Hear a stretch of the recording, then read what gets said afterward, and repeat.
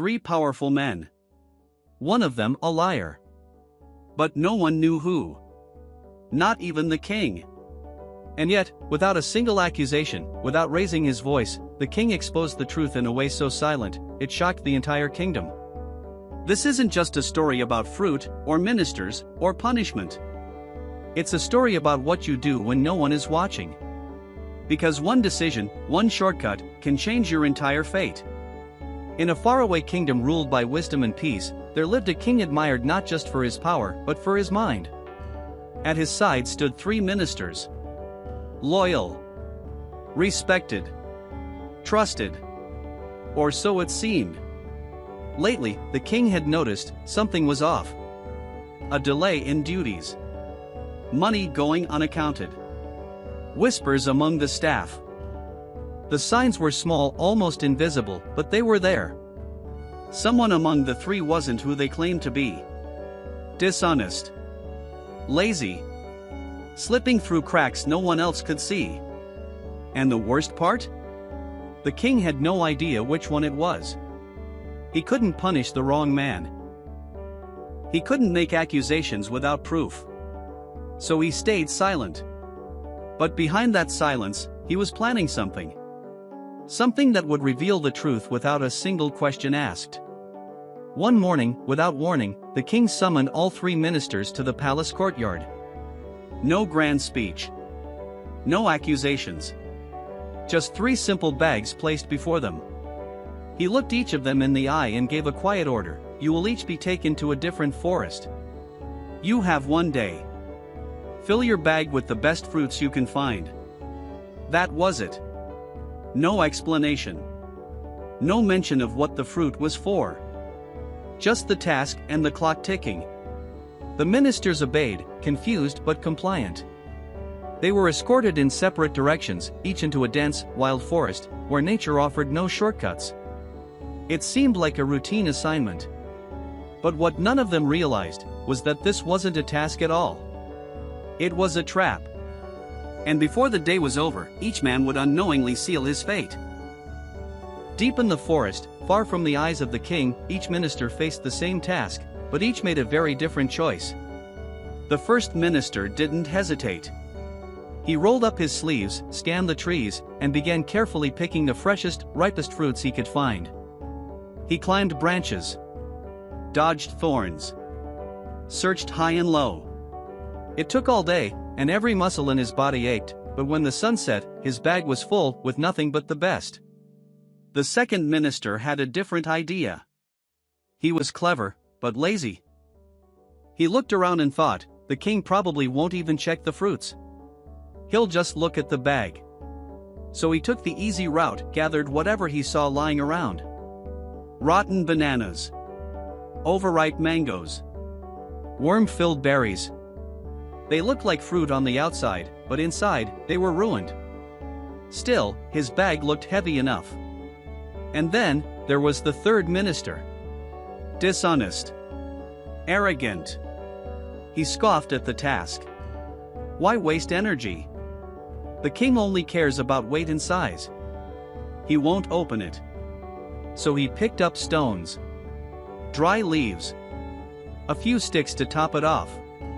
To anyone looking, his bag looked just as full as the others, maybe even heavier. At sunset, all 3 returned to the palace. Bags in hand. Faces calm. But the test wasn't over. It hadn't even begun. Back at the palace, the 3 ministers stood before the king. Their bags, heavy and sealed, rested at their feet. But instead of opening them, the king did something none of them expected. He turned to his guards and said coldly, "Take them. Lock them in separate prison cells. 30 days. No food. Let them survive on what they collected." Silence. Shock spread across their faces. This wasn't about fruit. This was about survival. No pleading changed his mind. No questions were answered. They were taken away each to a cold, empty cell with only their bag for company. Now, the truth would finally come out. Not through an investigation. Not through interrogation. but through the consequences of their own choices. The first minister sat quietly in his cell. He opened his bag and smiled. It was filled with the very fruits he'd gathered with sweat and sincerity. Juicy mangoes, sweet oranges, crisp apples. Enough to keep him full and healthy day after day. He didn't just survive. He thrived. Across the prison walls, the second minister wasn't so lucky. His fruits, rotten from the start, had worsened.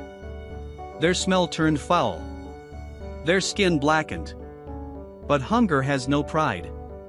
He ate what he could. Every bite made him sicker. His body grew weak. His mind delirious. He lasted longer than expected, but not long enough. He didn't survive the 30 days. And then, there was the third minister. The one who thought he was clever. The one who filled his bag with stones and leaves. Now he sat alone in the cold, staring at a pile of things he couldn't eat, his stomach screaming, his mind collapsing under the weight of his own arrogance. There was nothing he could do. No way to undo what he'd done.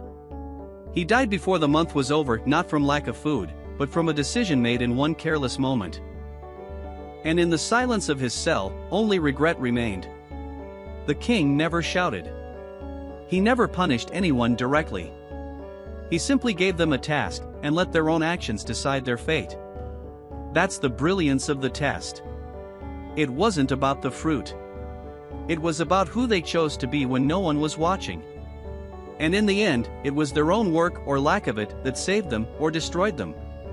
The first minister lived not because he was lucky, but because he put in the effort when it seemed unnecessary. He didn't know there would be consequences. He just did what was right. The second minister chose shortcuts. He gambled his future on the idea that effort didn't matter. And when it did, he wasn't ready. The third minister? He laughed at the task. Mocked the system. And in doing so, he starved himself with his own lies. This wasn't just a story of three men. It's a reflection of real life. Because whether we realize it or not, we're all carrying our own bag. And every choice we make is something we're putting into it. Hard work, honesty, discipline, or excuses, laziness, deception. Eventually, the moment comes when life doesn't give you anything new, it just hands you the bag you've been building all along. And when that day comes, you can't blame anyone else for what's inside. You may not be a minister. There's no king watching over you. And no one's handing you a mysterious bag. But here's the truth, you're still being tested. Every single day. When you show up late to your goals. When you cut corners on your work. When you avoid the hard stuff and hope no one notices. That's your version of picking rotten fruit. Or worse, stuffing your future with stones. The danger? You might get away with it for now. No one calls you out. Nothing crashes. It feels safe.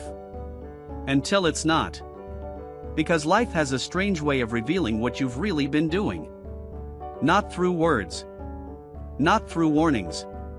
But through results. A missed opportunity. A failed dream. A door that closes quietly, because you weren't ready when it mattered. And just like the ministers, you won't get to explain. You'll be left with whatever's in your bag, good or bad. So ask yourself right now. What are you preparing for? What are you building with your daily choices?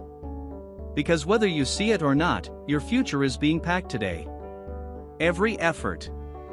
Every sacrifice. Every honest decision, it's all fuel for the moment when life says, now survive on what you've built. In the end, it was never about the forest. It was never about the fruit. It was always about the man behind the bag. Because life doesn't test you when it's easy. It tests you when no one's watching. When no one's clapping. When there's no pressure, no audience, just you, and a quiet decision that seems small at the time. But later? That small choice becomes everything. The first minister didn't know his bag would feed him for 30 days. He just chose to do the right thing. And that's what saved him. So the question isn't, what if I fail? The real question is, are you putting in the kind of effort today that your future self can survive on? Because at some point, life will lock the door. And it won't ask what you meant to do. It will only hand you the bag you've been carrying all along and say, now live with it.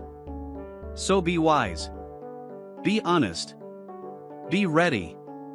Because your tomorrow is being packed right now, choice by choice, moment by moment.